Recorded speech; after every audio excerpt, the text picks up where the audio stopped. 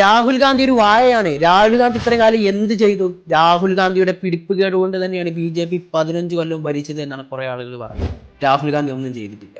ഭാരത് ജോഡോ യാത്ര എന്ന് നിങ്ങൾ കേട്ടിട്ടുണ്ട്. 4000 കിലോമീറ്റർ, 145 ദിവസം, കന്യാകുമാരി മുതൽ Kashmir.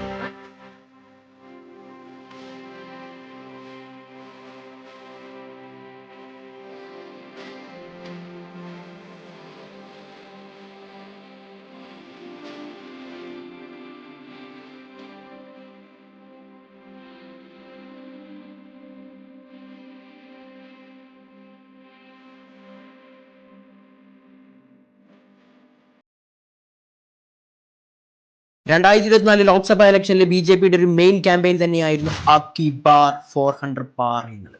This time surpassing 400 seats എന്നായിരുന്നു. എന്നാൽ അവർക്ക് ഒരു ഇൻഡിപെൻഡന്റ് മെജോറിറ്റി പോലും അച്ചീവ് ചെയ്യാൻ പറ്റില്ല എന്നത് ഭാരത് ജോഡോയുടെ ഇമ്പാക്ട് തന്നെയായിരുന്നു. 55 സീറ്റ് മാത്രം ഉണ്ടായിരുന്നു ഇന്ത്യൻ നാഷണൽ കോൺഗ്രസിന് 99 സീറ്റിലോട്ടും 6% വോട്ട് ഷെയർ ഇൻക്രീസും ഉണ്ടായിരുന്നു. മാത്രമല്ല ഗ്രാസ് റൂട്ട് ലെവലിലും ഇന്ത്യൻ നാഷണൽ കോൺഗ്രസിന്റെ കണക്ഷനും ശക്തമാക്കാൻ രാഹുൽ ഗാന്ധിക്ക് കഴിഞ്ഞു. രാഹുൽ ഗാന്ധി എന്നതൊരു PM മെറ്റീരിയൽ ആണ്. ഇങ്ങനെയായിരിക്കണം ഒരു PM എന്നുള്ളത് ഇന്ത്യൻ ജനതയ്ക്ക് ഒരു മെസ്സേജും കൂടി കൊടുക്കാൻ കഴിഞ്ഞു. മാത്രമല്ല അന്ന് ഭാരത് ജോഡോ നടത്തിയ സമയത്ത് പലരും വിമർശിച്ചിട്ടുണ്ടായിരുന്നു. ഇന്നത്തെ CJPയുടെ ഫൗണ്ടർ ആയിട്ടുള്ള അഭിജിത് ദീപ് എന്ന് പറഞ്ഞത് this is nothing more than A travel vlog എന്നായിരുന്നു. എന്നാൽ ഒരു ട്രാവൽ വ്ലോഗ് മാത്രമായിരുന്നോ ഭാരത് ജോഡോ യാത്ര? വാരണാസിയിൽ നരേന്ദ്രമോദിയുടെ മുട്ട് വിറപ്പിച്ച് നമ്മൾ മറന്നോ? ഇന്ത്യ അലയൻസ് ഉണ്ടാക്കിയത് നമ്മൾ മറന്നോ? ഇന്ത്യക്ക് ഒഫീഷ്യലായിട്ട് ഒരു LOP കിട്ടിയത് നമ്മൾ മറന്നോ? കഴിഞ്ഞ 10 കൊല്ലം ഇന്ത്യക്ക് ഒഫീഷ്യലായിട്ട് LOP ഇല്ലായിരുന്നു. ഈ ഭാരത് ജോഡോയുടെ ഇമ്പാക്ട് തന്നെയാണെന്ന് നിസ്സംശയം നമുക്ക് പറയാൻ പറ്റും. റീസെന്റ് NDA ഗവൺമെന്റ് കൊണ്ടുവന്ന ഡീലിമിറ്റേഷൻ ബില്ല് റിജക്ട് ആയത് നിങ്ങൾ അറിഞ്ഞോ?